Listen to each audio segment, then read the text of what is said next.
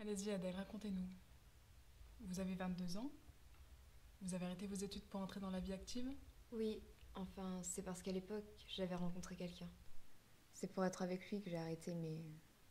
Enfin, que je suis partie de chez mes parents. Je préférais vivre avec un garçon qu'avec mes parents.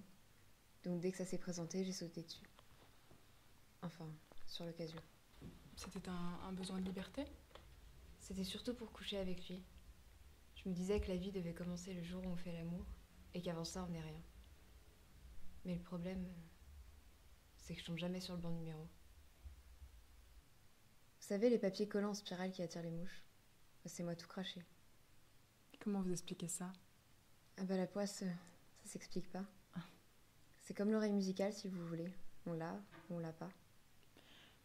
Et qu'est-ce qui s'est passé avec ce garçon? Vous avez été déçue? Ben, la première fois, on n'était peut-être pas trop à l'aise.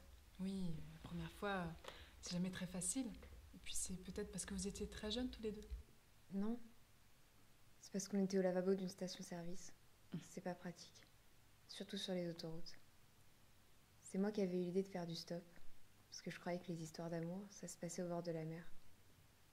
Mais le stop, c'était pas une bonne idée. Remarquez, hein, c'est normal aussi, parce que si on fait le compte, les bonnes idées, j'en ai pratiquement jamais eu. Heureusement que quelqu'un m'a ramassée. Sinon, j'aurais été capable de me jeter sous un camion ou autre chose. Qui vous a ramassé? Un psychologue.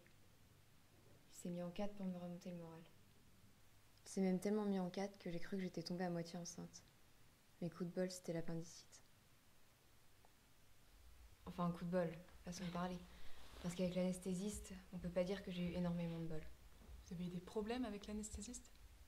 Non, il était gentil. Il me disait que je lui faisais l'effet d'un verre de Cointreau. Mais le Cointreau, il a dû s'en lasser assez vite. C'est pour ça qu'il est parti téléphoner. À qui? Ah ça, je l'ai jamais su, parce qu'il est jamais revenu.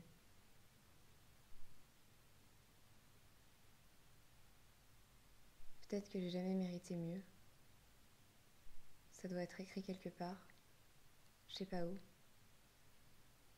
Il y en a qui sont nés pour vivre en rigolant. Moi, j'ai jamais passé un seul jour de ma vie sans me faire avoir. Tout ce qu'on m'a promis, j'y ai toujours cru. Et j'ai jamais réussi à rien. Ni à servir à quelque chose, ni à compter pour quelqu'un, ni être heureuse.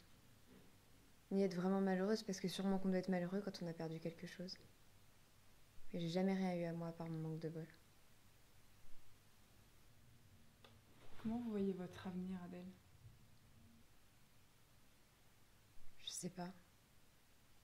Ce qu'il y a devant moi, c'est comme une salle d'attente, dans une grande gare, avec des bancs, des courants d'air, et derrière les vitres, des tas de gens qui passent, sans me voir. Ils ont quelque part où aller, quelqu'un à retrouver. Moi, je reste assise là. J'attends. Mais vous attendez quoi?